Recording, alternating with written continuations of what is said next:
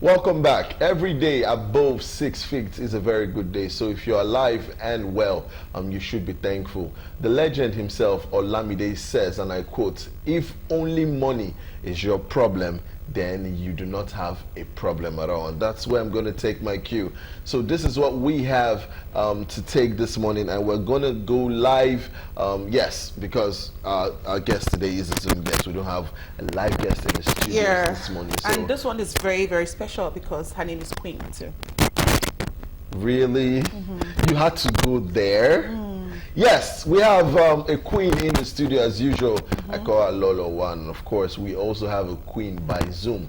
I don't know who's going to take preference today, but hey, we have a queen here who will be introducing the other queen and asking her questions as well. So I'll tell you a little bit about who this person is. But first off, help us welcome to the studio via Zoom Queen Adedoyin Adisa.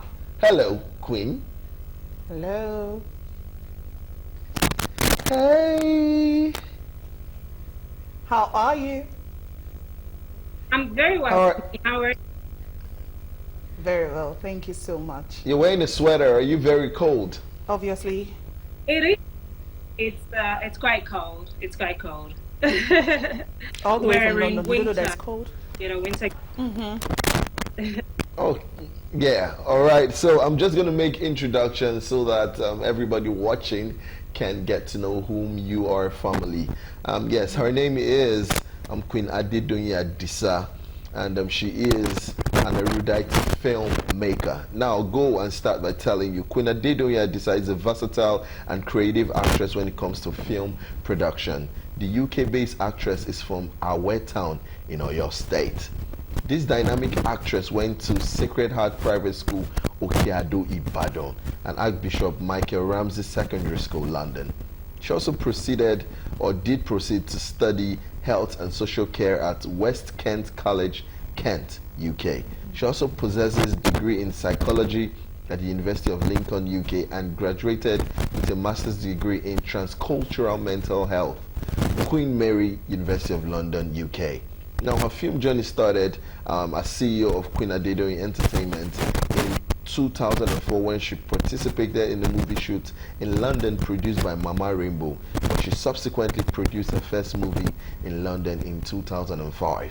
According to the award-winning actress, I have no boss and didn't train under anybody. God, in fact, is my boss. I joined the movie industry in order to be a mouthpiece for the less privileged and to encourage good behavior in the society among the youth. I wanted to be a great role model for young people through my creative and artistic character. The dynamic actress has produced 12 movies and also featured in over 60 movies both in the UK and Nigeria. Furthermore, she's also said that her role models are actors and actresses that can perceive that they are hardworking and talented. Now, she's advised the young people to put God first, follow their dreams, and be patient, truthful, and of course, respect themselves. So I'll say again, that being said, you know this woman is whom she says she is. Help us welcome again to the studio, the Queen. Hello. Welcome back.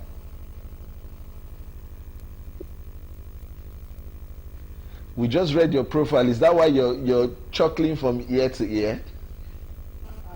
No. I'm a naturally happy person. I'm sorry. That's good. That's good. All right, so I and Queen will be asking you a couple of questions, nothing too hard, just for us to get to know who you are and for people watching as well to know whom Queen Adisa is. So, Queen? Oh, yes. So, Queen, I would like to know how you started, how all this started, filmmaking, your acting career, everything. Just tell us from the beginning how you started.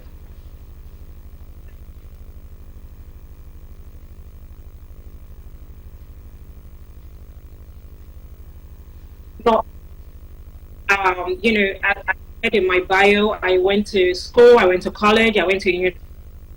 I didn't study anything related to filmmaking. So my journey started in 2004. And Madam Idowu Phillips, popularly known as Mama Rainbow, came over to the UK and she shot a movie. And I was privileged to be part of that movie. And, I kind of thought, oh, this sounds cool, looks good. I would like to do that. And I further on did a trip to Nigeria in 2005. And, I saw some things that I wasn't too comfortable with. So I thought, well, if I become an actress, then I will be able to speak up on those areas that I felt that I wasn't comfortable with. So my journey as a producer and as an actress started in 2005 when I produced my first movie. Okay. So what were those things you said you noticed? Do you mind sharing that with us? Oh, I do not. Me as a person, I am physically challenged, or yeah, I guess that's the term the society would use for it. I'm visually impaired. So when I visited in 2005, it was really shocking for me to see people on the streets begging, and disabled people not being able to work, or maybe not allowed to work. And that kind of break my heart in a bit, because as a visually impaired lady, I was able to go through secondary school, college, university, got a job. I was working in the UK at the time, so I thought, well, from what I saw, a little bit about what I saw, people like to listen to actors and actresses, musicians, presenters, entertainers, things like that. I was like, well, maybe if I become an actress as well, I'll be able to pass on that message that being disabled doesn't make you unable. Oh, Yes, wow. you're right. Absolutely right. Oh, that's beautiful. So I want to take into cognizance that what you just said kind of touched a nerve within me, and I don't. It's not like I feel sorry. I just feel very strong and encouraged. Now, this is the kind of, or you are the kind of person we need on the show, because you'll be able to give so much wisdom and advice to Gen Zs or people coming up or looking up to you. Now, I'll ask you this question. When you started filmmaking from London and through to Nigeria and then back, could you tell us the difference from that time and this time? Is it better or is it worse? Yes. What do you think about it? Everything that we do in life will always get better. And that's just my own personal belief that we get better as we do things. So when I first did my first movie in 2004, it was a struggle for me. I didn't know anyone. 2005, sorry. I didn't know anyone. I was new in the industry. I was very naive. Even the movie that I did in 2008, 2010, I was still kind of like in the learning process. But as time goes on, the movie that I did in 2017 was nominated for various awards. The one I did in Wow. 20, I did three in 2020, and they came with so much ease. So for me, the journey has been getting better, not worse. All right, that's beautiful. Now, I want to ask you to talk about some of the gains. Now, we'll move to the positive side. We're all positivity on the show. On WhatsApp, this is what we preach. Now, for someone like you who has defied all the odds basically to become as successful as you have been, you've produced a couple of movies and you've been in over how many? 60, I think. Good. So, for your standards and for anybody else's standard, you have done perfectly and absolutely beautifully well. Now, what are the positives that you've taken from being a filmmaker, an actress, and of course, an entrepreneur? So the positive side is about filmmaking, making me who I wouldn't naturally have been. So for me, it's kind of like just bringing out that thing in you. If you want to be a pilot, and for whatever reason you cannot be a pilot, being an actress can actually make you a pilot, because you can be casted in the role to be a pilot. You can be casted to be a doctor. You can be casted to be anything. So for me, movie making has helped me to understand the different aspects of me. And obviously, in conjunction with my education, because I studied psychology. So, Yeah. I know how people think, and what level people operate on. But for me, acting has shown me so many versions of myself. I'm not just seeing the psychological aspect of me, I am seeing the doctorship aspect of me, I'm seeing the pastor aspect of me, I'm seeing the creative aspect of me. So for me, that is a big thing.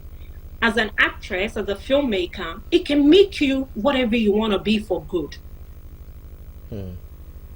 Yeah, that's good. Now, being or coming into an industry that is basically male dominated, I'm talking about filmmaking. Now, you have most of the filmmakers now who are male, they've taken a seat back. Why? Because we have more women coming out to make film, and not just regular film, blockbusters. Now, of course, I and Queen Diva were talking about the Tribe Called Judah movie by Funke Akindele some days ago, and the movie was said to have grossed over or close to 2 billion naira. Now that's something that no male counterpart has done, I'm sorry to say, but it shows that women are thriving. It feels like everything you guys put your hands turns into gold. Now I want you to talk about the challenges of being a female maker, either in London or in Nigeria. It could be tedious, it could be cumbersome, because you have a lot of people, women, if you ask me, who want to come into filmmaking, but some of them are laid back. They are scared. Like, should I do this? Should I do this? This is what has happened. This isn't what has happened. So please, shine more light into filmmaking as a woman in the industry. Uh, it's a very dicey area of the entertainment industry that I don't really like diving into. Because as we know, different things goes on in the different industries, and for actors and actresses, as a female actor, I think it is so hard. It is very hard, and there are so many challenges. People are reserved and laid back, as you put it, that they don't want to come into the industry because of the things that we hear and the things that we see, and as you said, to be a successful female filmmaker, you got to work extremely hard. You got to be focused, you got to be determined, and you got to have a lot of time. And we know that time usually isn't something that women generally have, particularly when they get to the age of, having children, getting married and all that. They have the responsibility of taking care of the home, taking care of the children, making sure the children goes to school. And filmmaking takes a lot of your time, a lot. So those are some of the challenges that comes with being a female filmmaker. All right, that's beautiful. Now, one more question before we go on a quick break. You did study psychology in the university, am I correct? Now, Yes, how does psychology apply basically in filmmaking? Because sometimes I feel like they go together, but if interpreted wrongly, it could go sideways. Like it feels like you need one for the other. So a lot of people have studied different courses and have still gone on to become excellent filmmakers. For someone who studies psychology, how does psychology apply to filmmaking and entertainment? okay. For me, how I can link the two together is the fact that, psychology is about the study of people, the study of the human mind.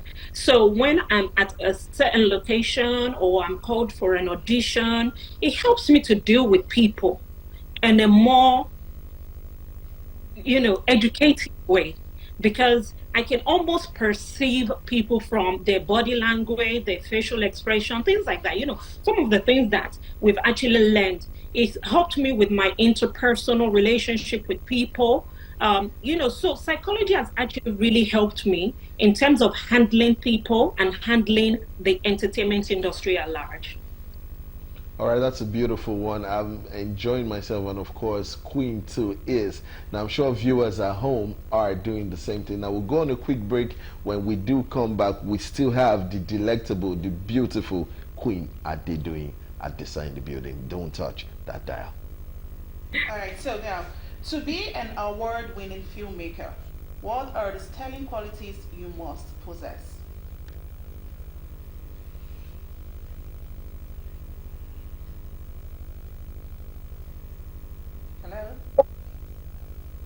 Your question?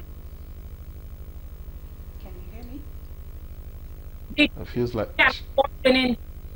Yeah, to be an award-winning filmmaker, what are the sterling characteristics you need to possess to be an award-winning filmmaker? Oh, cool. Yes. In order for you to be an award-winning filmmaker, you have to be Mm-hmm. patient. That just goes for everything we kind of do in life. Patience must take priority and predominance in everything that you do in terms of filmmaking. It's a big struggle from pre-production to production and to post-production. So in order for you to get the best out of it, you have to exercise a lot of patience. You have to be tolerant. You have to be able to take different stones that are thrown at you when you have a particular mind that you're running after. You have to be dedicated. You have to be committed. You have to be honest. You have to be trustworthy. You have to leave a good example for people to emulate in order for them, anytime your film comes out, to be able to say, oh, I have to go see that movie. That movie is great. That movie is on point. You have to have morals. You have to have good morals, not just morals. You have to be a teacher. You have to be somebody that can pass your message across in a way that is easy for the young, the old, the men, the women, everybody to understand. You have to be very understanding and very empathetic as well. Because, when we're talking in movies or when we're doing things in movie, we're not just talking about ourselves. The movie might actually be targeted at somebody that is actually feeling the pain at that time. So without empathy, we can almost lose focus of the point that we're trying to put across. You have to be very hardworking. Movie making is not beans. It is a lot of work. And somebody that wants their movie to be nominated for awards has to be very, very, very, very, very hardworking. And in all that we do, we have to put God first. Yes. true. Okay. All right. You talked about getting numerous nominations for one of the movies you produced, right? Can you Yeah. tell us about it? Okay. That movie was produced in 2017. It was titled Again, It's a Dribble. It was a mixture of Yoruba and English, and it was nominated by Bayelsa International Film Festival. It was also nominated by the African Indigenous Film Festival. And, the movie just talks about how to live a very honest life. And it talks about in order for the wealth of the nation to be evenly distributed, there must be cross marriages between the poor and the rich, and just stand for what you are. No pretense, no dribbling, just be straightforward in all that you do. So that's pretty much, what the movie was about. Okay, thank you very much. Sexual harassment is a thing for us here in Nigeria because I feel like a lot of producers or directors seem to take advantage of young actors, let's say actresses, and I've had a couple of interviews with some of them, and they always tell me their experiences. And sorry, it's not a very good one. You mentioned Iya Rainbow was the one that put you through into the movie industry, so you're very lucky it wasn't a guy, right? So now, have you seen someone that has experienced sexual harassment in the movie industry so far? Or have you experienced it yourself?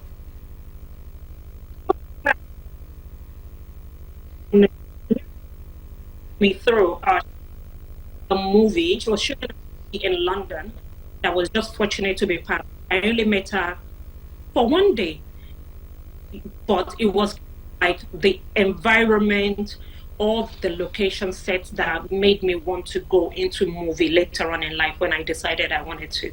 But in terms of the things that goes on and about taking advantages of vulnerable people, I have experienced this so many times. But you see, this is where discipline comes into place. And I always tell people, as a young, I'm sorry, I'm going to really talk about female here. As a young female actor coming into the industry, you got to be disciplined. They just know two ways about it. And all the things that people say in the industry, there's nothing such as force. You have a choice. God has given us the free will. So if somebody says, come and collect your script in my hotel room, if you're not comfortable with that, just tell them, I'm sorry, I'm not comfortable with that. Another job will come. I've had situations like that where producers would tell me, okay, let's go on a date and, we'll talk about the movie and I'll give you the script. And the moment that I sense that this is not a professional conversation, I take myself out. But unfortunately, our young girls are desperate. They just want to be an actor by all means. And being an actor is not just about being famous. It's about making impact in the life of people. So if you already do rubbish things to get there, what kind of impact do you want to make once you're there? So you have to exercise self-discipline. There's just no two ways about it. And another thing that I always tell young female actor is, it's better for you if you really know you want to do this. Find a lady that is well-disciplined, that you can go under, that can train you.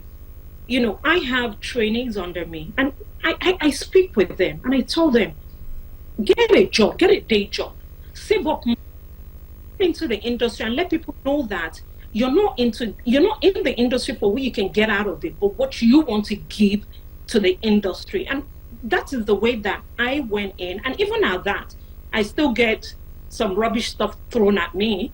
But at the end of the day, somebody might now say, you don't know Queen. Queen is not your level now. And, things like that would eventually correct yourself. But the moment you accept the first offer that is thrown at you, they'll keep throwing offers at you.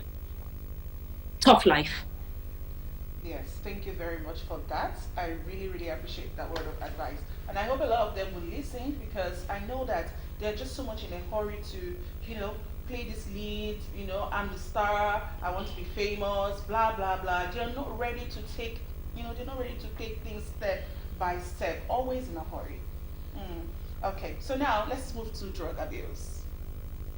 Yeah, I feel like a lot of them always misuse this drug thing, Yes. Before going to a location, before anything, they're always on drugs. What do you think about it? As difficult that it is to believe, I've been in the UK for 30 years and I have never seen drugs with my eyes before. I don't experiment with it. I don't play with it. I don't touch it. I don't sit next to people that, for me, any form of abuse is bad. Let's call a spade a spade. Any, it can even be water abuse. Any kind of abuse is bad. And for people that uses drugs before they go on set, I think that way they're not really portraying a good thing to their viewers, number one. And then number two, the message that they're trying to get across would not be passed across in the way that it should be passed across. And I don't know. I don't know why people do it. I don't condone it. And personally, I will not be friends with somebody who does, So it's difficult for me to really talk about that. But it's just not the way. It's not the way. It's not the way. Yeah, thank you. One more question before Early takes it. So what can we do to build the confidence in women? I'm very, very particular about women, because there are a lot of people that just feel like, I'm this, I'm that. Okay, take for example you're very confident of yourself. Tell us, what's the secrets? I mean, maybe other people will learn from you.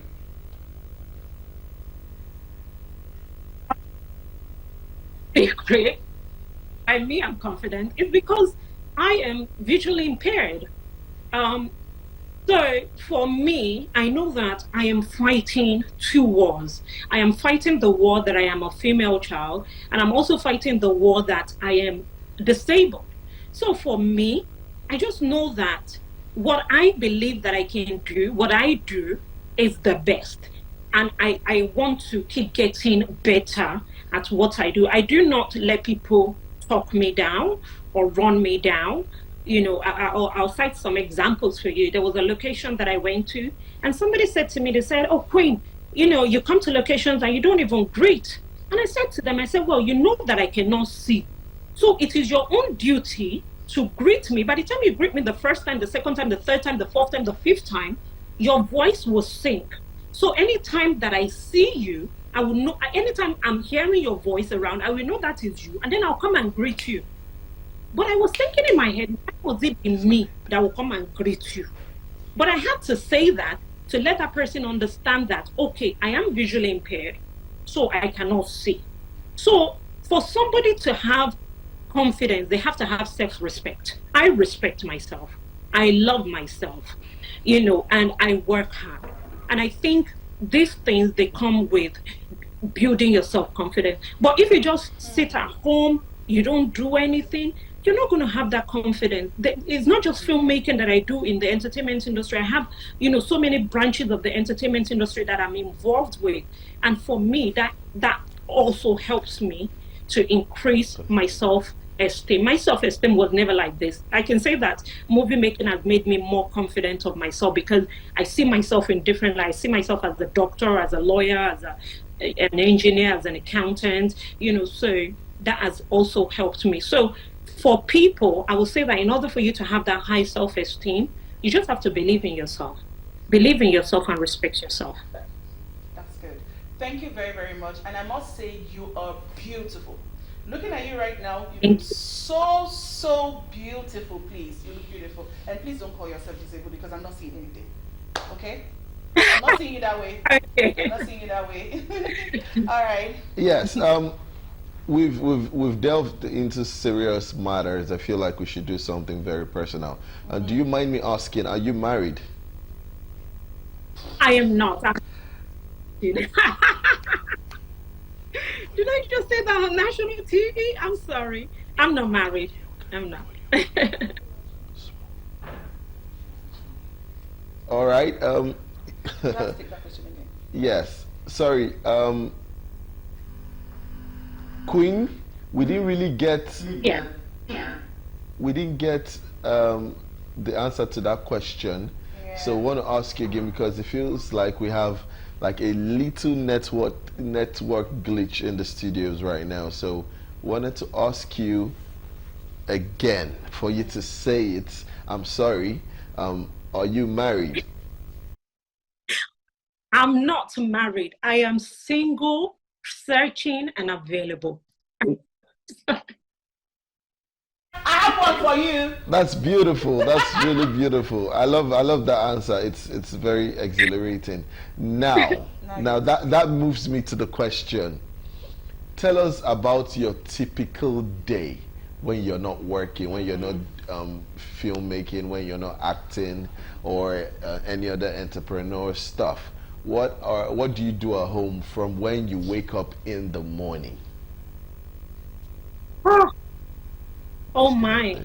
You see, I am acting, and acting is me.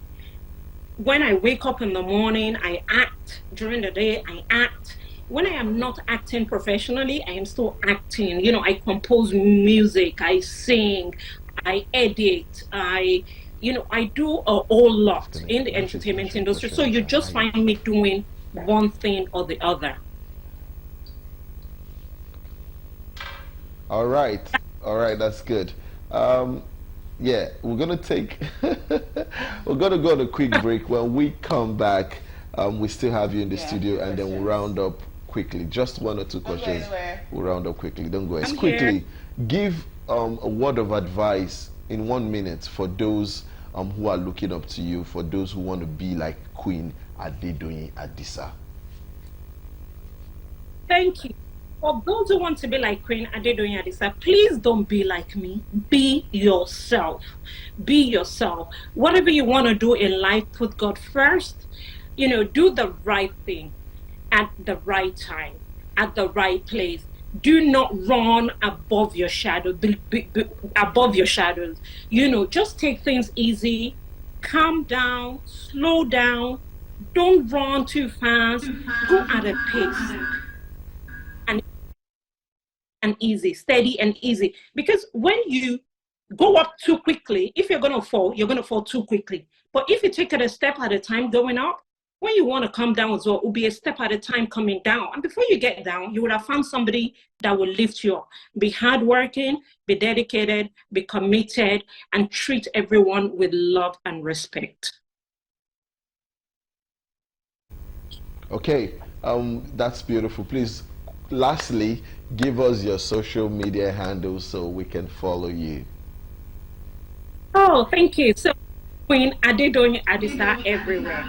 Queen Adedoyin Adisa on Facebook, Queen Adedoyin Adisa on Twitter, Queen Adedoyin Adisa on Instagram, Queen Adedoyin Adisa on TikTok, but it is simply Royal TV on YouTube because you are simply royal. Thank you so much, Queen Adedoyin Adisa. I call you QAA. You have been so much today. You've done so much. I've really enjoyed listening to you. Queen has been telling me in the studios that you really are beautiful, and we have, now I do think that I might start looking up to you because you are one of the reasons why a lot of people should be doing what they are doing, straight up because of passion, because they believe in what they tend to put their minds to do. Now, you are someone who is very focused and articulate, and that's something that's lacking in a lot of people, especially the Gen Zs this day. So we're glad, we're honored to have talked to you. I'm especially ecstatic. I'm grateful, I'm honored. Queen is honored. WhatsUp as a program is honored to have you on the show, and we pray and that God makes you bigger and everything you set your hands to do would always prosper. Amen. And so much for having me. Thank you for the time. Thank you for the love. Thank you so much. And to my birthday month mate that is celebrating his birthday today, happy birthday once again. Yeah, thank you so much. Thank you. Now that's so much we can take on the show with Queen Adedoyin Adisa. Now